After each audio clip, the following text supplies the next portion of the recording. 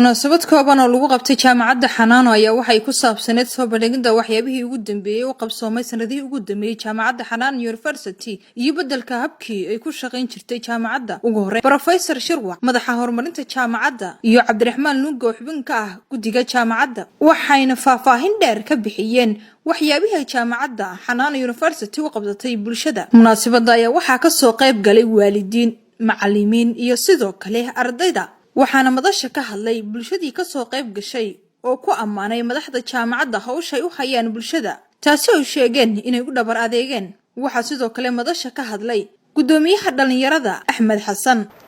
waxaan aad u bogaadinayaa macallimiinta iyo hoggaanka jaamacadda oo ku dadaalay ardayda kala duwan halkan fadhisa dadaal dheer ama juhdi dheerna ku bixiyay inay galabta soo gaaraan iyo maalmaha u dhimanba inay noqdaan ardaydii deegaankooda wax ku baratay ku qalin jabinaysa aan ka fakaraynin waxyaabaha ardayda kale ay ka fakaraan ee ka maqan deegaanka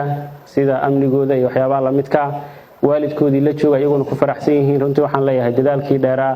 ee jaamacadda mas'uuliyiinteedu ay geliyeen arintaas aad baan uga mahad celinaynaa hadaan bulshada deegaanka waxaan ku faraxsanahay marka koowaad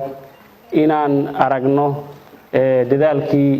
dheera ee uu galiyay Dr. Cabdi Cabdulle iyo intii la midka ahayd ama garbihiisa ahayd juhdigii ama dadaalkii ay galiyeen ardaydii runtii halkan wax ku baranaysay inaan galabta joogno in ayagii inta hor istaagaan ay yiraahdaan waxaan ku faraxsanahay inaan 3 sano kadib qalin jabintii ay noo dhadhowdahay inta kalena anagu baaqayno inay jaamacadda waxa ka dhiman nagala qayb qaataan waxaana afka waalidiinta ku hadlay maamulul aanan jeclahay in dadka si firi ah wax lagu baro jaamacadan in badan laga cabaada laakiin cabaadka la cabaadaya miro fiican ay dhalaysaa waxa jira adayga ay adag tahay oo dadku uu sheegayo waxa weeye dhaqaatiir fiican oo wax walba u adkaysan karay soo saaraysa dhabar adayga ardayda u sameys iyo maamulayaashii u sameeyay macallimiintii waxaan ku soo dhaweynayaa dhabar sidaad ugu dhabar adeegteen bulshada way uga soo baxaysaa miraheeda waa loo helayaa marka annaguna maadaama aan waalidiin nahay waxaan idinku garab taaganahay inaan mar walba sheegno oo niraahno jaamacaddaas wax ka fiican male jaamacaddaas waa jaamacad si fiican wax looga barto ugu dambeyntii gudoomiyaha jaamacadda iyo ku-xigeenkiisa ayaa iyaguna ka hadlay waxyaabihii lagu soo kordhiyay jaamacadda Xanaano University iyagoo sheegay in magaca jaamacadda ay u bedeleen si ay hormuud ugu noqdaan jiilka waxbarasho ee soo koraya gaar ahaan waxaan aad u salaamayaa waalidiinta oo juhdi badan ku soo bixiyay in ay macnaha dhalaankan ay soo barbaariyeen ay soo gaarsiiyeen ilaa iyo heer jaamacadeed haddana wali ay daba taagan yihiin haddaysan ayaga haalayna ardada halkan joogta duruustooda ma dhiga lahayn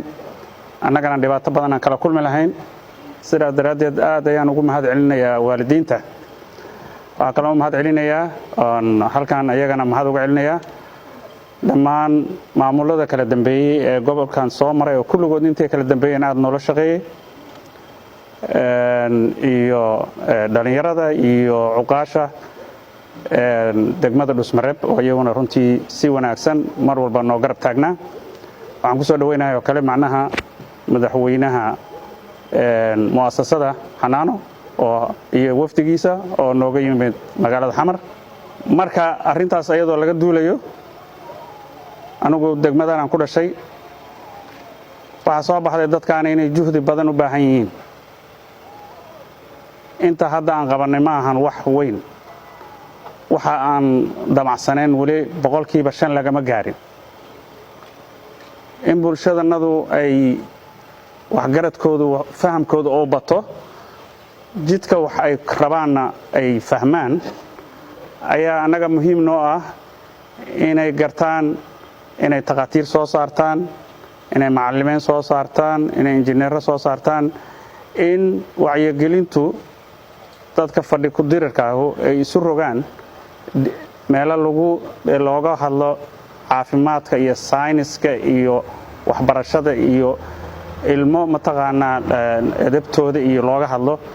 ayaa macnaha noo muhiim ah ma ahan anaga horta haddaan dadkan wax u qabanana anaga danaysanay laakiin rajadanadu ma baahanba inaan ilmo Dhusmareeb jooga kaliya soo saarno rajadanadu waxa waaye ilmaha naga Yurub jira inaan soo celino inta wax ku barno ilmaha Yurub jooga ee raba inay halkan wax ku bartaan waa ilmo bartay meelaha institutionadu yihiin meelo aad looga shaqeeyay macallimiintu yihiin macallimiin aad looga shaqeeyay sidaasaan rabnaa inaan gaarsiino Dhuusamareeb waxa kaloo rajadanadu tahay isbitaalkan muhiimadda uu leeyahay inaan keenno taqaatiir wax barta taqaatiirta haddii aan ka gudubno inaan soo saarno taqaatiir waxaan rabnaa inaan taqaatiir takhasus lena soo saarno ayagoo Dhuusamareeb jooga oo asaasayaashii jaamacadda oo ayaguna nala joogay dhowr casho oo nala arkayay bal meesha aan wax marsiinayno dibad qaymeyn dibadeedna sidii aan geedi labaad u geli lahayn raba inay la noqdaan haddii alla yiraa waalidiinta oo aan kala maqnayn sanadku dhowaad ay tahay inaan haddana isla fiirino bal xagee markaan intii hawshuba ka sii cusubtahay haddii alla yiraa sida waftigu inoo sheegay jaamacadda in la kobciyo oo fakultiyaal kale lagu daro qorshe ah ayay inoo keeneen oo ay wadaan haddii alla yiraahdo oo la ballaariyo sidii aan hore u wada soconay magaalada isbitaalka soo horeeyay ilaahay maado ka gaadho niman ka fakaray inay bulshada wixii ay kari karaan u qabtaan ayaa ku tilaabsaday inay bilaabaan hawshan Fartuun Maxamuud Axmed Fartuun Filsan 5 Somali TV Dhuusamareeb